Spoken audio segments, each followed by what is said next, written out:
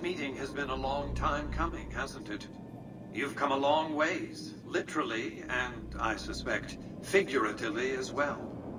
I have to ask, now that you've reached your destination, what do you make of what you see?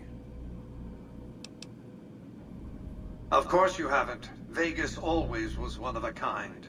What you see down on the Strip is just a fraction of the city's former glory, and yet, more than an echo, I preserved its spirit. Or perhaps you were referring to the Lucky 38? The years haven't been kind to her, but still she manages to impress.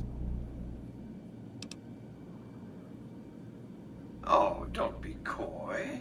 You've been playing a high-stakes game ever since Victor dug you out of the ground. Don't be afraid to admit it. The business is this.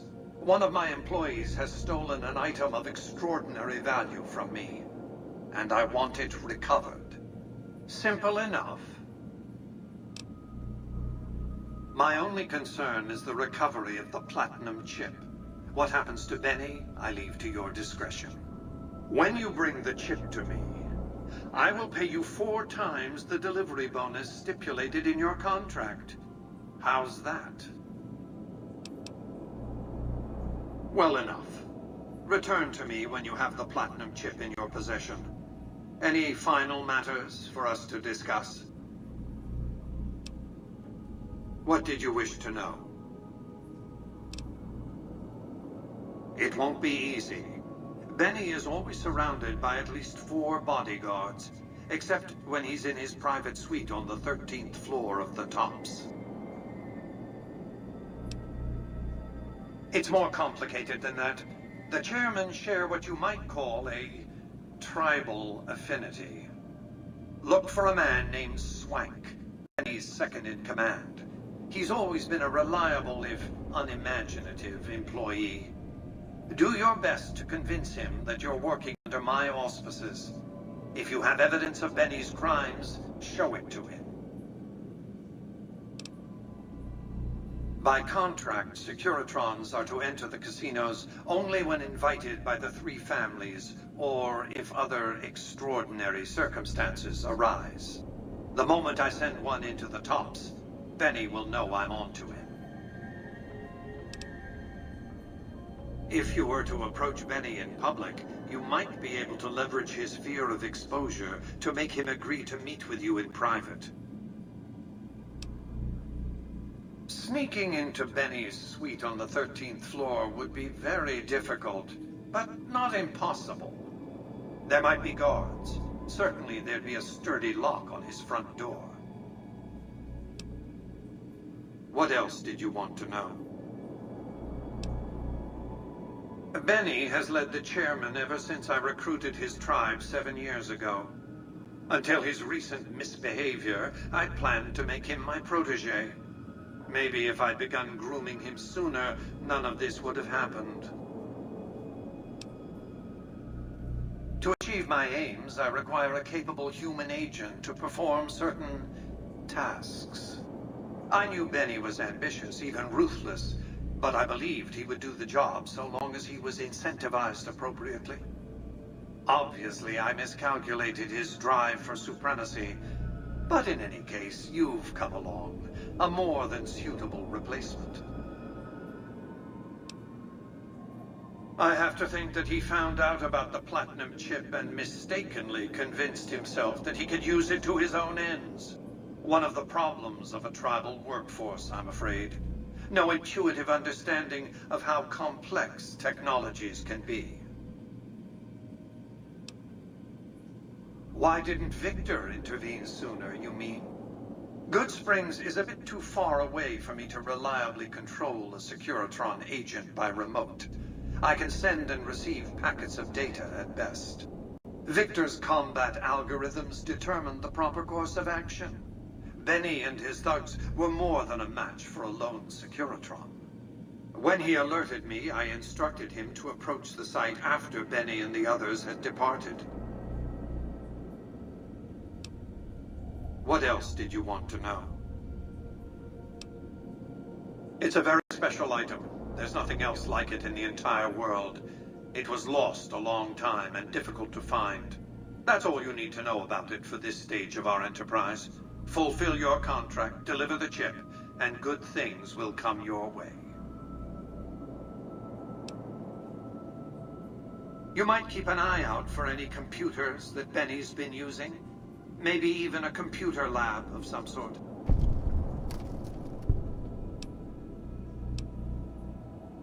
That's simply not true. I am the only person to hold any rights pertaining to the chip. I designed it, and I paid for it, dearly. To develop that chip, I spent a sum of US dollars. Not the bottle caps that pass as currency these days, but a sum beyond counting. For decades, I paid salvagers to comb the ruins for it. And when it was finally discovered, tens of thousands of caps spent to have it brought here. We know how that turned out. Complete your contract, and it will be the last time I pay for the chip. Save your questions for then. You realize you were just one of many couriers. The rest of them, dummies, so to speak. Add to that many thousands of caps worth of mercenary protection to screen your avenue of approach. Had I used an armed caravan to transport the chip, I might as well have been announcing to the world, "This is important. Attack this." I didn't want to attract the attention of groups like the Great Khans or the Brotherhood of Steel. Alas, the real threat was closer to home. Frontal assaults on casinos? Not good for business. In any case, Benny would see it coming, and all he'd have to do is hold the chip up and point a pistol at it. Our foremost advantage is that Benny doesn't know that I know he has the chip. Let's not squander it. What else did you want to know? I am Robert Edwin House, President, CEO, and sole proprietor of the new Vegas Strip. I oversaw the city's renovations starting from 2274 onward. The three families are my employees. Before the Great War of 2077, I was the founder, president, and CEO of Robco Industries, a vast computer and robotics corporation. Don't let the video screens and computer terminals fool you. I'm flesh and blood, not silicone.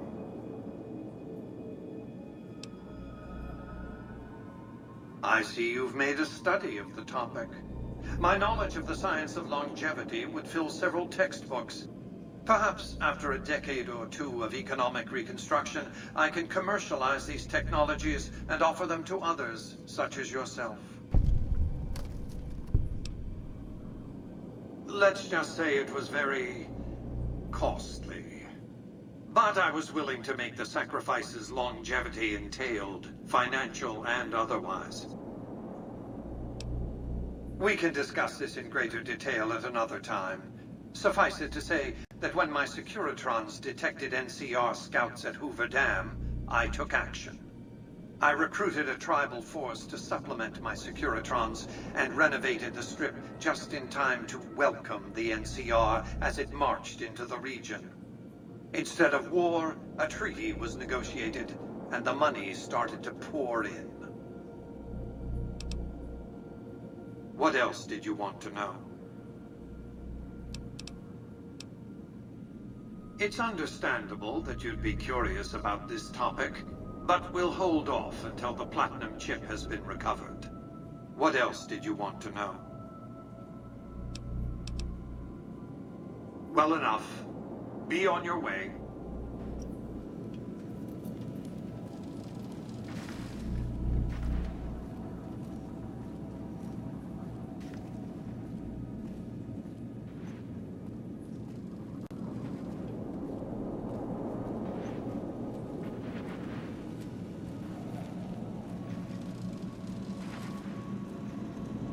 Congratulations, partner. The boss has instructed me to comp you to the High Roller Suite. You can bring your friends too. Be like a little clubhouse for the gang you put together. Just bear in mind, you're the only one gets to see the boss. Any friends you got, they can wait in the suite. Enjoy the digs, partner. They're plenty fancy.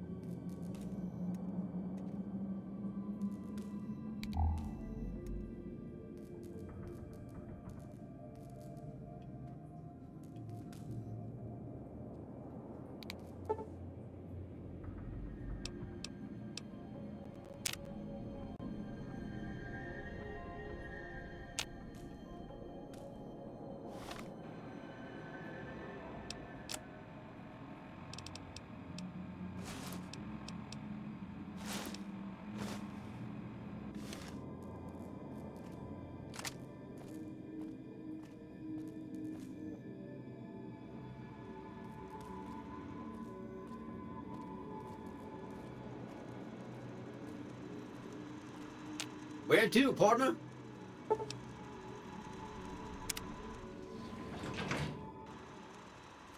Casino floor.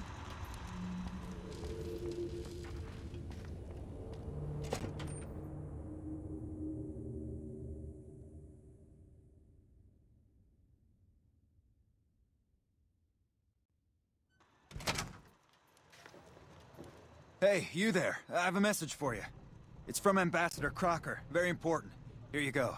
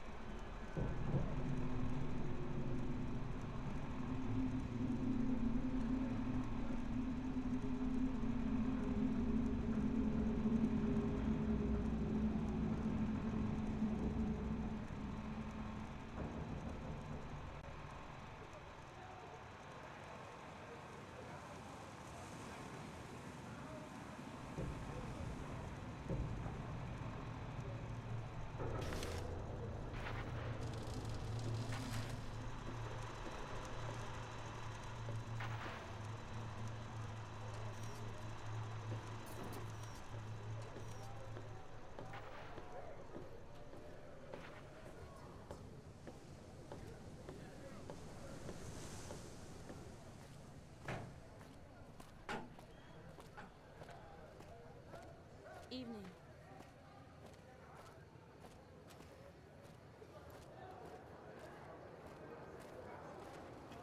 You know you want a piece of this. Give me some sugar. Hey, baby. There's more of this. Hey there, friend. A bit of advice. You look like you could use some protection. Lucky for you, I got what you need. My stock and trade? All kinds of easy-to-hide weapons for slipping into and out of casinos. They won't give you a second glance. Things guards can't spot when they're patting you down or checking for iron at your hip. You might. One fella I knew was able to slip a pistol past the guards. You? I'm guessing you could get a machine gun by them. Simple. You can't bring guns into the casino, that's why. They'll strip you to your fists. Sure, they say you get it all back when you leave. Me? I don't like being without a little insurance when it's my caps on the table. Take a look at these beauties.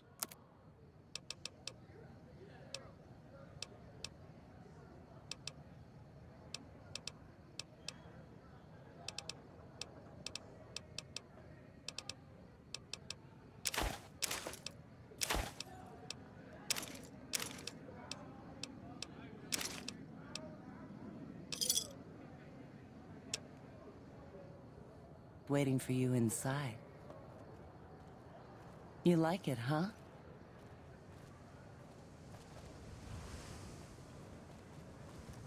Help you? Looking to lose a few caps, huh? Just the place.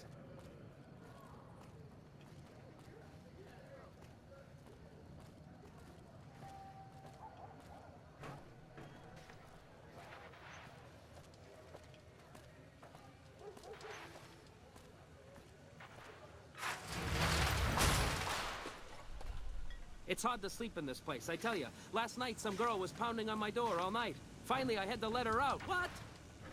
I told my wife. She's good looking for a ghoul. It's just too bad she's not a ghoul. Ay, ay, ay.